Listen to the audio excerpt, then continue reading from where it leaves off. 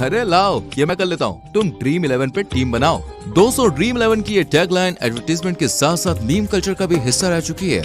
आज भी रोहित शर्मा जैसे अनेकों बड़े खिलाड़ी ड्रीम 11 का प्रचार करते हुए नजर आते हैं। लेकिन क्या आप जानते हैं ड्रीम 11 ने आज कितने इंडियन यंगस्टर्स को कर्ज के बोझ तले दबा रखा है? जी हाँ, एक तरफ जहाँ यंगस्टर्स बर्बाद हो रहे हैं, वहीं फैंटेसी कंपनीज और बीसीसीआई यहाँ तक की टीम के मालिक भी इनसे पैसा कमा रहे हैं। ड्रीम 11 के क्रेज ने सबको पैसा कमाने का शॉर्टकट दे दिया है, लेकिन सच्चाई इससे कोसों दूर है। वास्तव में रातों रात अमीर बनने का सपना दिखाकर ड्रीम 11 सभी को लूट रहा है। लेकिन कैसे, आइए जानते हैं।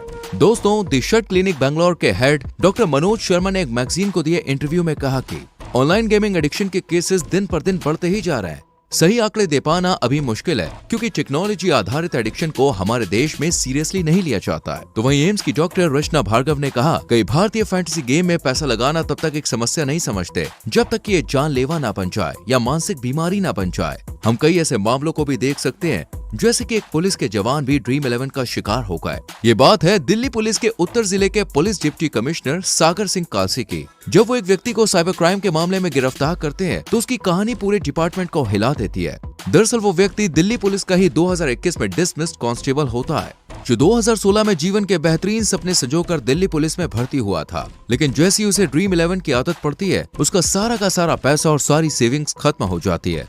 रिश्तेदारों का कर्जा भी हो जाता है, जिसके बाद कर्जा चुका पाने में असमर्थ होने पर वो अपराध की दुनिया में कदम रखता है। उसने डिसमिसल के बाद भी पुलिस की वर्दी पहनकर लोगों को ठगना शुरू किया। इसी तरह ड्रीम 11 में गेम खेलकर घर बैठे कमाने की चाहत में एक जवान लड़के ने भी दोस्तों 1,80,000 रुपए के करीब गवा दिए।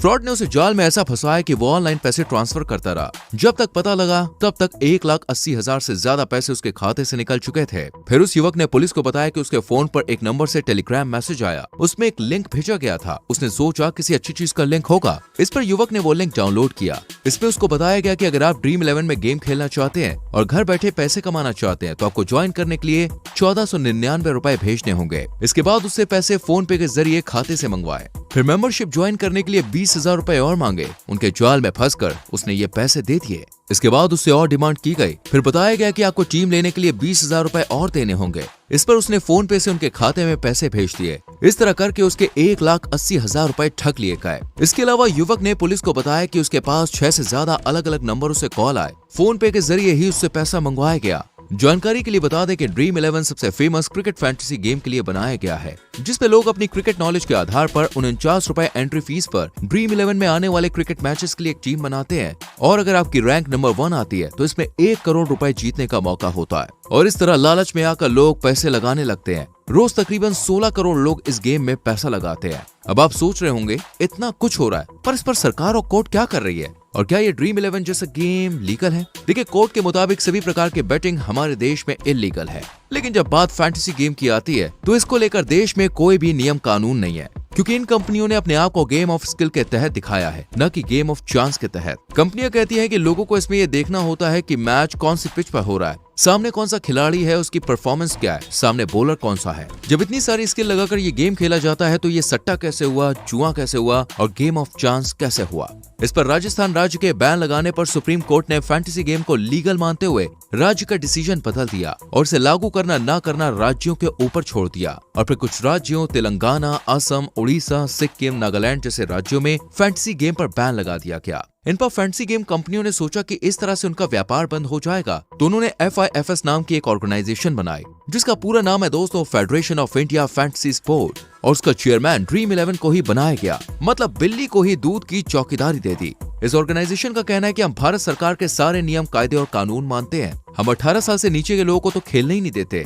और जब इनके ऐप को चेक किया गया, तो बस एक सिंगल टिक से 18 साल के बच्चों को ये खेलने का एक्सेस मिल जाता है। इसको कंफर्म करने का इन कंपनियों के पास कोई मैकेनिज्म ही नहीं है। अगर हम कहें तो सेंट्रल गवर्नमेंट को इन खतरनाक और जानलेवा गेम को बैन करने वाले राज्यों से सीख लेकर कठोर कदम उठाने चाहिए, ताकि फिर कोई व्यक्ति इन लुभावने और मायाजाल से भरे फैंटेसी गेम के जाल में फंसकर अपने आप को बर्बाद न करे। अब हमारी इन सब बातों को सुनकर आप सोच रहे होंगे कि ड्रीम 11 खेलना सही है या गलत। तो सच ये है कि आप कभी भी ड्रीम 11 में 1 करोड़ रुपए नहीं जीत सकते हैं। 1 करोड़ तो दूर की बात है, आप 1,000 रुपए भी नहीं जीत सकते हैं। अब ये मत कहना कि कुछ लोग जीते हैं, तो हम आपको बता दें, क्योंकि देखिए एग्जाम्पल्स हर जगह मौजूद होते हैं। जैसे रिफ्यूजी फिल्म में रेगिस्तान में भटकते भटकते अभिषेक बच्चन को करीना कपूर जैसी खूबसूरत हीरोइन मिल जाती है, जबकि दिल्ली मुंबई में कितने नौजवान ऐसे हैं जो 28 से 35 के हो चुके हैं, पर अभी अभी तक वो सिंगल है और उन्हें एक गर्लफ्रेंड तक नहीं मिल पाई है। अब कुछ लोग कहेंगे कि अगर ड्रीम 11 में कोई जीतता ही नहीं है तो धोनी, रोहित शर्मा जैसे बड़े बड़े क्रिकेटर इसका ऐड क्यों करते हैं? देखिए, एड्स तो वो गो डैडी का भी करते हैं, लेकिन बहुत से लोगों को पता है कि गो डैडी एक ऐसी डोमेन प्रोवाइडर कंपनी है जिसे अच्छी फील्ड के 1 साल का एक्सपीरियंस इंसान कभी भी नहीं चुनता।